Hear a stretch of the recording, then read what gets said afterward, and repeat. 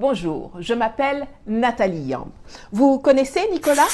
Nicolas Normand est un ancien ambassadeur de France qui a sévi au Mali, au Congo et au Sénégal. Il est aussi l'auteur d'un bouquin intitulé, en toute modestie, Grand livre sur l'Afrique, paru en 2019. Rien que ça. Écoutons donc l'ami Nicolas, cet expert de notre continent. Ce sont des pays quand même dépendants de l'étranger, n'est-ce pas? Ce sont des pays pauvres qui n'ont pas beaucoup de ressources, même s'il y a de l'or au Mali, même s'il y a un peu de pétrole au Niger, ils ont absolument besoin de partenariats. Le problème, c'est que la Russie ne leur apporte aucune aide, sauf une aide militaire pour faire une garde prétorienne autour des putschistes, en fait. Ça, personne d'autre ne pouvait le faire. Ce sont des pays très pauvres et qui n'ont pas de moyens budgétaires. Et la Russie elle-même a le PIB de l'Espagne. C'est un pays pauvre qui n'apporte pas d'aide, qui fait payer ses services. Ces mercenaires Wagner, il faut les payer, alors que Barkhane et les appuis militaires français étaient gratuits pour les pays africains. Donc, je crois que les pays africains vont se lasser de payer les Russes. Ça va? Vous êtes un peu énervé? Attendez, ce n'est pas fini. Ils sont nombreux, comme lui, à venir nous expliquer que l'Afrique est pauvre, qu'elle ne représente rien dans le commerce extérieur français. Il y a 2 ans, j'ai engagé un palabre sur Twitter, devenu X, avec l'ex-ambassadeur de France aux Nations Unies et aux États-Unis, Gérard Haraud. Il m'a d'ailleurs promptement bloqué, ainsi que toute une flopée d'Africains qui avaient également réagi avec moi. Le 2 octobre 2022, l'ami Gérard a publié que toute l'Afrique ne représente que 5% de tout le commerce extérieur et des investissements français. Et que même dans les 5% là, c'est l'Afrique anglophone qui est majoritaire. Quelques heures plus tard, son 5% avait baissé à 4%. Vous me direz, c'est toujours mieux que les 3% auxquels nous ramène l'ami Nicolas. Maintenant, l'Afrique anglophone, ça représente 1% de notre commerce extérieur. Même chose que l'Afrique francophone, même chose que l'Afrique du Nord. Le continent africain tout entier, c'est 3% de notre commerce extérieur. Il n'y a aucun pays africain... 25% pour la Chine. Oui, c'est 17% dans la plupart des pays africains, la part de la Chine. Voilà. Et donc, en réalité, il n'y a aucun Africain dans les 10 premiers partenaires français. Aujourd'hui, on va en finir avec cette légende urbaine. Les chiffres auxquels il se réfère de la Banque mondiale, de l'INSEE, sont faux et truqués et je vais le démontrer. Un de mes tontons travaillait au Gabon à la grande époque de Elf. Chargé d'auditer les procédures d'enlèvement, il constate qu'en lieu et place de 2 cales de navires chargés de pétrole mentionnés sur le manifeste, ce sont bel et bien 3 cales qui sont chargées. Quand il veut noter la différence, on lui fait savoir très clairement et très gentiment que grand, si tu tiens à la vie là, tu ferais mieux de te taire et de faire ni vu ni connu. Certains vont dire que non, ça là, elle raconte, elle invente. Écoutons donc le professeur Mamadou Koulibaly, ancien président de l'Assemblée nationale et ancien ministre de l'économie et des finances de Côte d'Ivoire, nous dire ce qu'il a découvert au temps où il était ministre du budget en Côte d'Ivoire. Et écoutez. Moi, je suis allé visiter ici à Abidjan une des plateformes pétrolières, mais en haute mer là-bas, j'étais avec feu le ministre Daouda Thiam, parce que je voulais savoir où passait l'argent du pétrole. Il m'a dit, viens, on va aller. On a pris l'avion, on est arrivé, on a regardé. Quand on est revenu, tu as compris, non? Mais, chers amis, on est couché à Abidjan, les tankers viennent faire le plein et puis s'en vont. Et puis c'est eux qui nous disent, bon, on a pris 10 barils, 20 barils, et nous on comptabilise ça dans le budget. Ça fait que on est pays pétrolier, mais notre production ne dépasse jamais les 40 000 barils jour. 40 000 barils, c'est rien du tout. Mais en même temps, depuis 1960, là-bas, on n'a pas été capable de construire une raffinerie ici pour raffiner ce pétrole ici et puis le vendre ici. Ce petit pétrole-là s'en va et puis on commande du pétrole nigérian pour le raffiner ici et le vendre ici. Après, on se plaint des fluctuations du dollar. Faut pas vous en tenir aux parités, au taux que les gens donnent. Ce n'est que la partie visible. Ce qu'il dit là, qui se passait en Côte d'Ivoire en 2000, ça rejoint, ça corrobore ce que le Congolais Pascal Lissouba, qui fut premier ministre de 1963 à 66, puis président de la République du Congo de 92 à 97, a raconté pour la postérité, c'est-à-dire pour nous, dans un documentaire en 2001, Magnéto. Ça commence sur les puits de pétrole eux-mêmes. Les installations industrielles sont à 600 km de Brazzaville, près de la ville de Pointe-Noire, au bout d'une des rares routes bien goudronnées du pays. On a suivi les panneaux, il faut prendre à droite. C'est indiqué. Voilà le terminal pétrolier de Djeno. C'est ici que transite le pétrole, extrait par Elf, pour son compte et celui du pays. Les puits sont en mer. Au bout d'un chemin, il n'y a rien à voir, si ce n'est quelques tuyaux qui s'enfoncent dans l'océan, derrière une grille. Problème, à partir de cette grille, fini le Congo, tout est contrôlé par Elf, dans le plus grand secret. C'est ce qu'affirme l'ancien président de la République, Pascal Lissouba. Selon lui, le Congo ne savait même pas combien de pétrole était extrait de son sous-sol. Nous ne savions rien de ce qui se passe et nous n'avons même pas la quantité du pétrole qui sortait de notre pays. Nous ne la connaissions pas. Vous voulez dire que les autorités congolaises ne la connaissaient pas. Ne connaissaient pas la quantité de pétrole extraite de leur sol? Par quel moyen? Pour le savoir, il aurait fallu que les Congolais puissent se rendre ici, sur cette bouée qu'on devine plus qu'on ne la voit. Loin des regards, c'est là que les pétroliers viennent charger le pétrole. Seulement voilà, les navires sont elfes, les employés sont elfes, les chiffres sont donnés par Elf et les autorités du Congo assurent qu'elles n'ont pas les moyens d'aller vérifier. Vous avez entendu, non?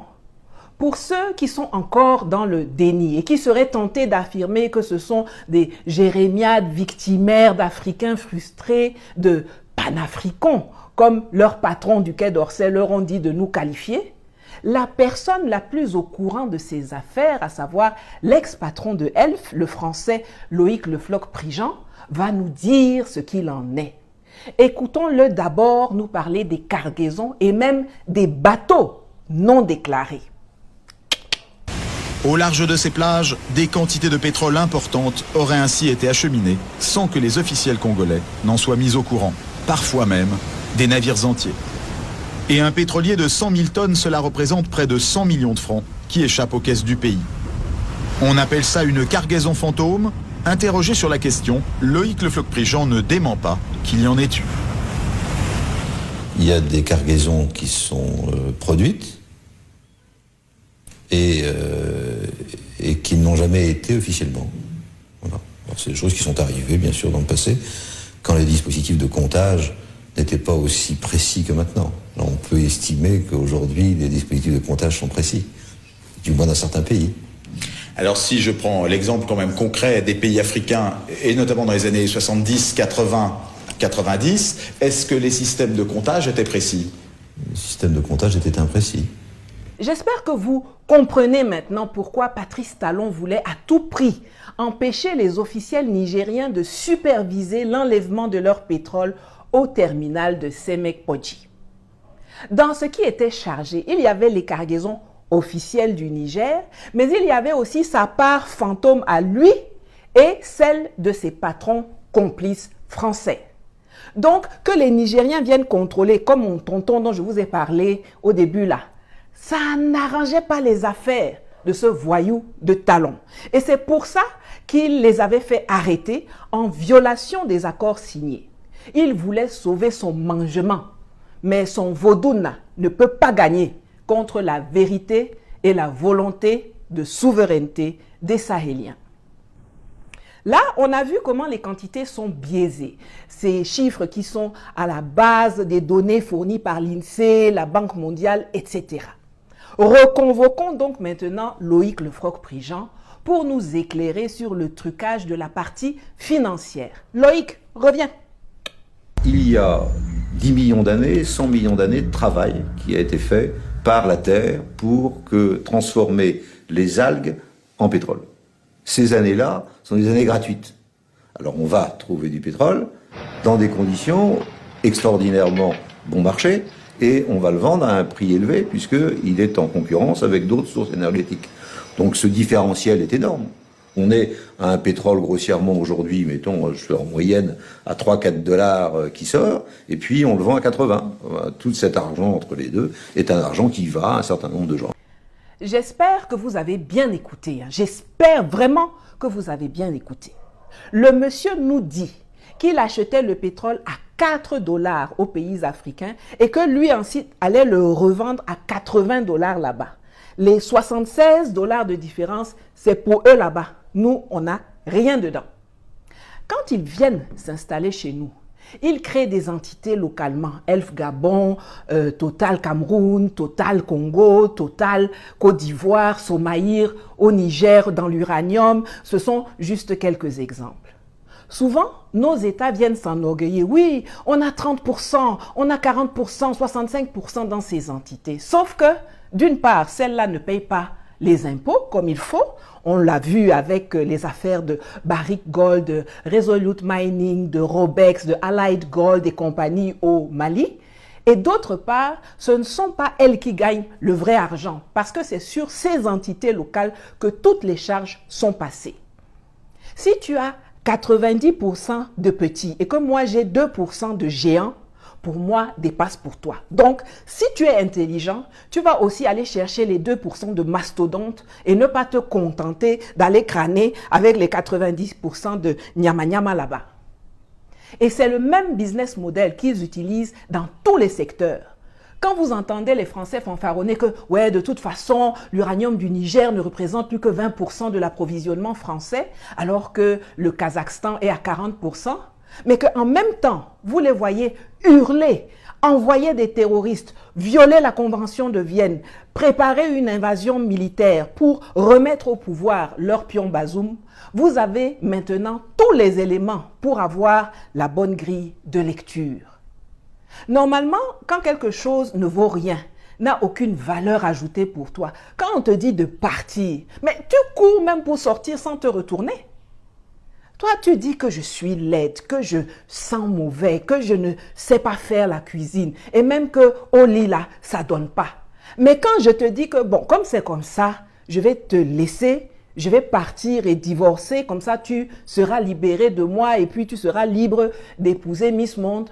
Te voilà qui te roule par terre, qui t'accroche à mes pieds, qui va rameuter toute la famille pour me convaincre de rester, qui va poser 18 cadenas sur la porte, verrouiller toutes les fenêtres et qui va même jusqu'à embaucher des vigiles armés en leur disant que je ne dois pas sortir et que si je sors, ils n'ont qu'à même tirer sur moi. Aïe! Vous voyez, non? Joli Kazakhstan est là. Nyanga Australie est là. Beauté Canada est là. Tu peux acheter uranium là-bas. Waouh!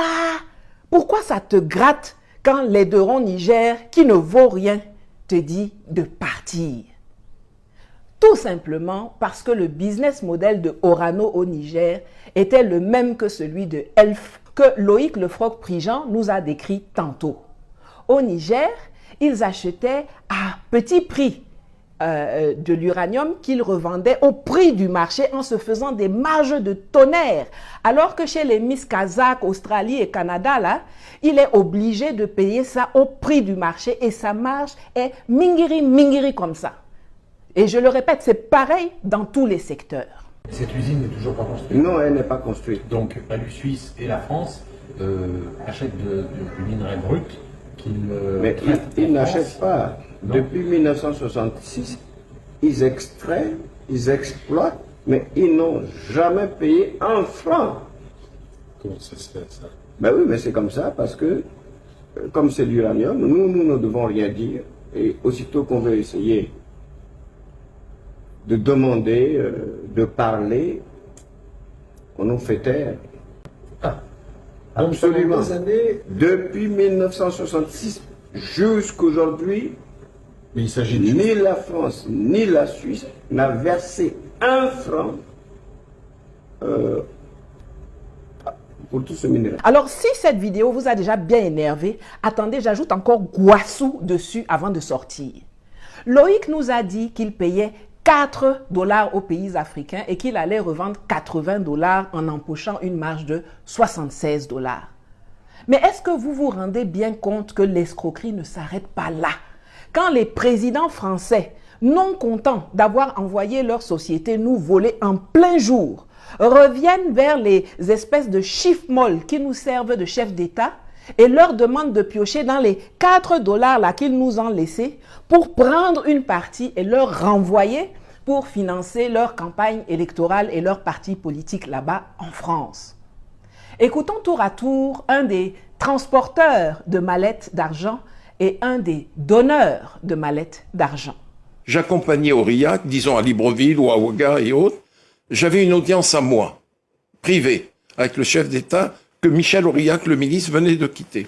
Et je disais, bon voilà, Bongo c'était papa, Blaise c'était Blaise, Sassou c'était Denis. Je dis, bon, Denis, la campagne de 88 arrive, il est bon que tu puisses contribuer au financement de ton ami Jacques. Et il disait, ok, Banco, on y va? Tout de suite. Tout de suite. Tout de suite. C'est vous qui demandiez les sommes, c'est eux qui décidaient? Non, c'est eux qui décidaient. Mais jamais ça n'est descendu en dessous d'1 million de dollars. Jamais. Jamais. Vous étiez là? Toujours. Pour la remise des fonds? Toujours, toujours, toujours, toujours. C'est comme ça que ça se passait, M. Perelman. En toute illégalité? Ça, c'est plus mon problème. Le président de la République française me demande des choses, j'exécute. Le président des États africains envoie son émissaire. Moi, je ne suis en rien là-dedans. Vous ne vous êtes jamais servi au passage? Jamais. C'est mal me connaître. En 1995, parce qu'il faut qu'on avance, vous dites aussi là qu'il y avait des contributions. Bongo, Sassou, Compaoré, le maréchal Mobutu. C'est le même mécanisme. Ensuite, exactement le même. Vous dites qu'en 95, pour la campagne, c'était au moins 10 millions de dollars. Absolument. Alors, en 2002, on revient, parmi les nouveaux donateurs, si j'ose dire, de ce système quand même étonnant, Abdoulaye Wade, le président, et Laurent Gbagbo, beaucoup plus étonnant, président de gauche. Il a avoué à sa sortie de prison de la Cour pénale internationale que vous et Dominique de Villepin, vous l'avez fait cracher au bassinet. Président, pourquoi vous donnez les 3 millions d'euros, c'est-à-dire les 2 milliards dont vous parlez? Parce qu'ils m'ont demandé. Mais vous ne donnez pas à tous ceux qui vous le demandent. Ah non, mais écoute, c'est Chirac. Dont acte. Je récapitule. Les impôts, ils ne paient pas. Les charges, ils nous facturent. La quantité, ils sous-déclarent. Et ce qu'ils déclarent, ils sous-paient. Et ce qu'ils sous-paient là, ils récupèrent une partie pour financer leurs activités politiques en France. Alors après, quand ils viennent sur les plateaux télé ou dans les réseaux sociaux avec leur long nez, leurs lèvres pincées et leurs doigts crochus, vous dire que l'Afrique ne représente que 3% du commerce extérieur et des investissements français, pour fermer leur bouche là, postez dorénavant le lien de cette vidéo que je termine en laissant la parole au meilleur sachant de ces pratiques. J'ai nommé le président français Jacques Chirac. On oublie seulement une chose, c'est qu'une grande partie de l'argent qui est dans notre porte-monnaie vient précisément de l'exploitation, depuis des siècles, de l'Afrique. Pas uniquement, mais beaucoup viennent de l'exploitation de l'Afrique. Alors, il faut avoir un petit peu de bon sens, je ne dis pas de générosité, de bon sens, de justice, pour rendre aux Africains, je dirais, ce qu'on leur a pris. Voilà, vous savez ce qu'il vous reste à faire. Likez, commentez, partagez le lien et si vous le pouvez, contribuez à mes cagnottes dont le lien s'affiche à l'écran. À bientôt.